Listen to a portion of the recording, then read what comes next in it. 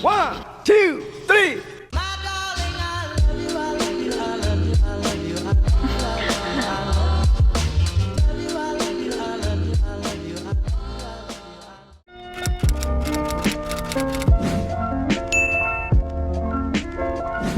Hey guys! So it's Nicole here and welcome back again for another video. So if kung first time mo lang manood ng video ko, so hi, my name is Nicole and I enjoy making YouTube video. Ayan, so for today's video, may dumating palang package kanina from Magic Charcoal Teeth Whitening.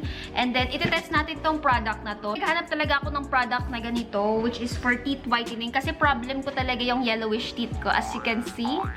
Ayan. So, hindi perfect yung teeth ko. Gusto ko talaga siyang paputiin. Nag-explore ako ng mga products for teeth whitening. Ang Magic Charcoal Teeth Whitening pala, they sell activated charcoal powder na ginagamit to whiten your teeth. Thank you so much, Charcoal Whitening, sending this package to try and share to you guys. So, anyway, gagawin pala natin today is review ko siya in 5 days and then itetest natin kung effective ba talaga yung product. Papakita ko muna sa inyo yung loob ng package na sinend nila. So, first is meron tayong kasamang, so meron siyang 3 pieces ng bamboo toothbrush.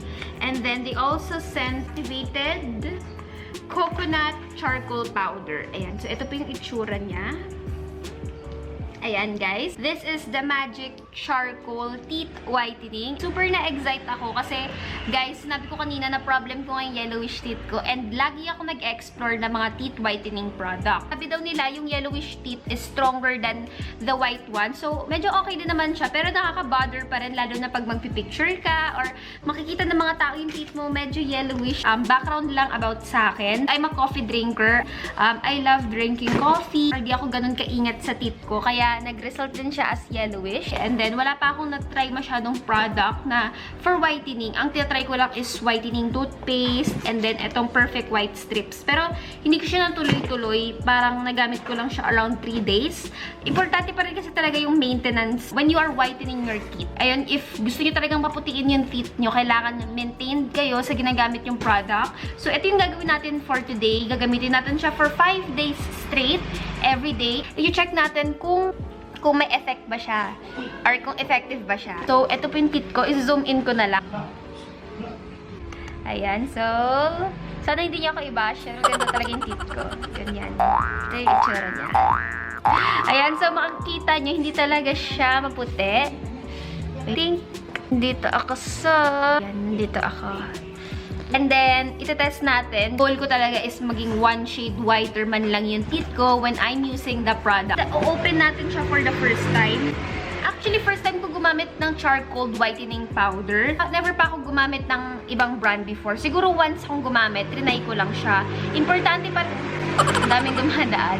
Importante pa rin kasi talaga yung consistency mo ng paggamit ng product para masabi na effective yun. Ayan.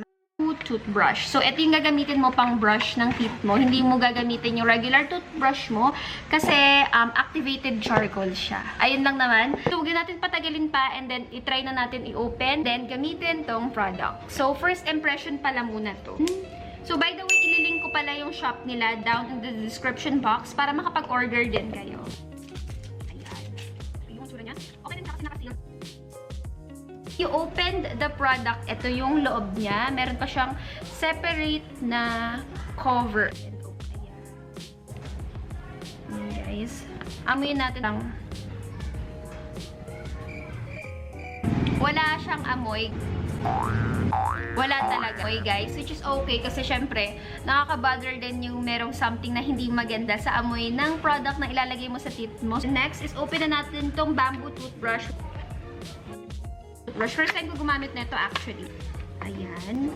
So, mas maganda pala if gagamit kayo ng charcoal toothbrush kasi black nga yung product natin. Basa ko sa ibang review, kailangan mo muna kumuha ng cup of water and then isasawsaw mo dun yung toothbrush and then if nasawsaw mo na, dun ka magdadump neto. So, kuha lang ako saglit. Ayan, so guys, nakakuha na ako ng water. Kuha lang kayo ng liquid. And then, itry na natin agad mag-brush ng teeth natin using this charcoal powder.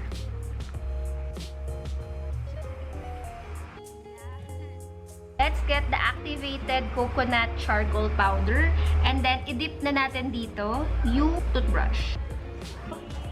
And then, let's start brushing our teeth.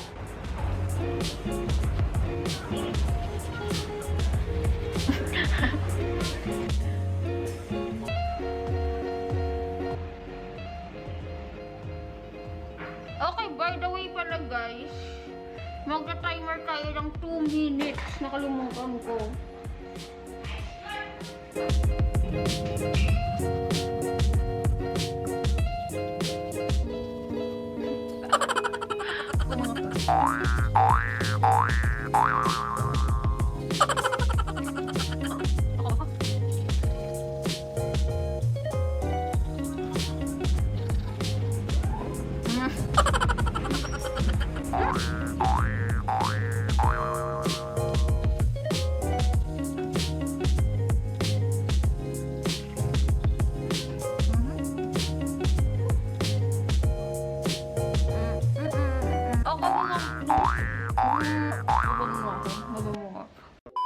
Ayan guys, so I'm done brushing my teeth. So ngayon, i-share ko na sa inyo yung review ko and then ano ba yung masasabi ko upon first time using it. So medyo na-stress ako sa pag-toothbrush, black yung powder and then medyo makalat kasi akong tao. So parang nagkalat-kalat siya, nagtapon-tapon siya dito sa leeg ko. Nakikita nyo ba? Sa kamay, ganyan. But it's fine naman kung malinis kang tao, na malinis ka naman mag-brush ng teeth, is hindi naman siya kakalat. So, ayun lang naman yung una kong napansin. Medyo struggle is real siya. But let's check out my teeth. So, sa first time using it, sinasabi ko sa inyo na hindi agad siya e-effect. So, hindi naman agad or instantly napuputi yung teeth nyo, but medyo nangintab siya kanina na parang medyo dry lang. Ngayon, medyo nangintab siya. Then, let's try na lang sa mga susunod na days if puputi ba talaga siya. Nagtatanong lang lasa niya.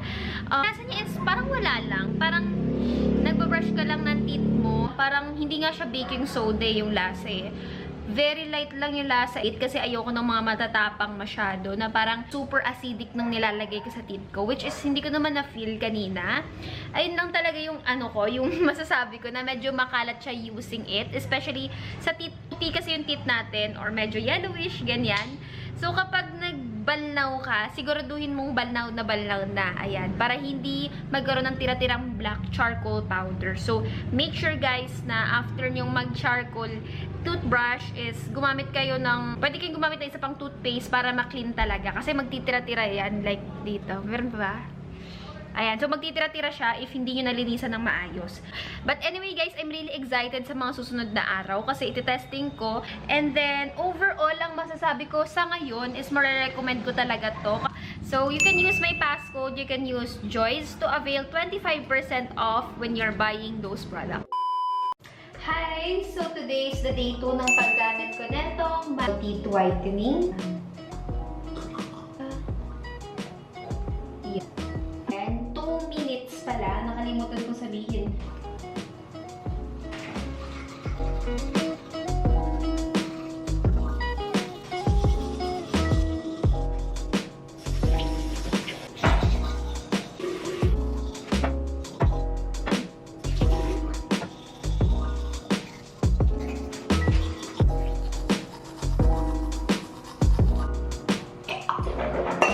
Din ako ng totoong toothpaste. Yeah, meron siyang tira-tira.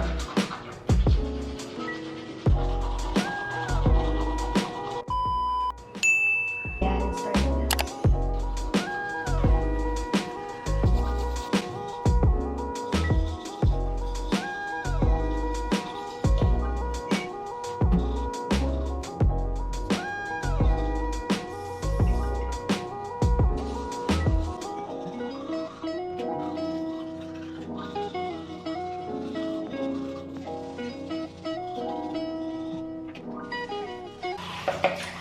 Hey guys! So today, sorry kung ganito itsura ko kasi masking day ko ngayon sa skincare ko. So once a week kasi talaga akong nagmamask.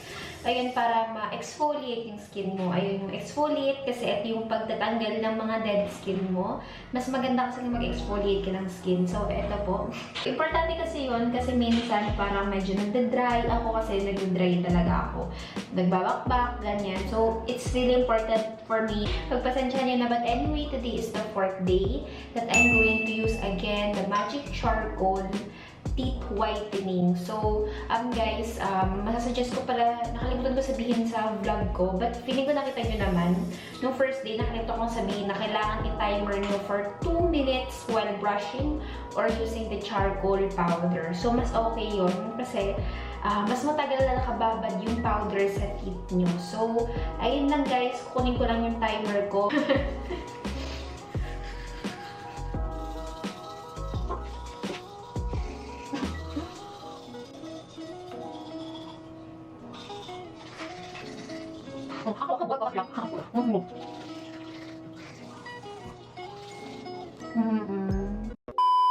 Mag-start na tayong mag-brush.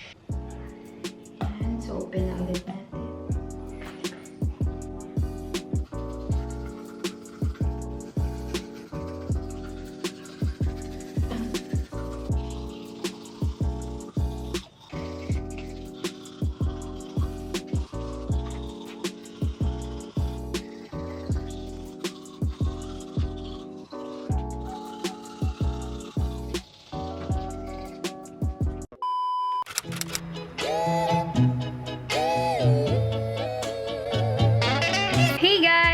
Today is the last day after nung day 5, which is the day 6, and eto na po yung teeth ko. So, tignan niyo guys. So, napapansin ko talaga na pumuti siya. Ayan. Compared sa mga ibang videos ko na nag-go before ko gamitin yung product. So, napapansin ko talaga na pumuti yung teeth ko. Ayan. And then, maglalagay na lang pala ako, guys, ng picture or video nung clip ko nung day 1. So, kayo na lang bahala mag-compare kung pumuti ba siya. But para sa akin, pumuti talaga siya. And I'm so happy talaga na ginamit ko yung product na yun. And I will really continue using it. So, ayun lang, guys. Thank you so much for watching. If you like this video, hit thumbs up. If hindi ka pa nakasubscribe, subscribe down below. Thank you so much for watching, guys. And see you in the next vlog. Bye!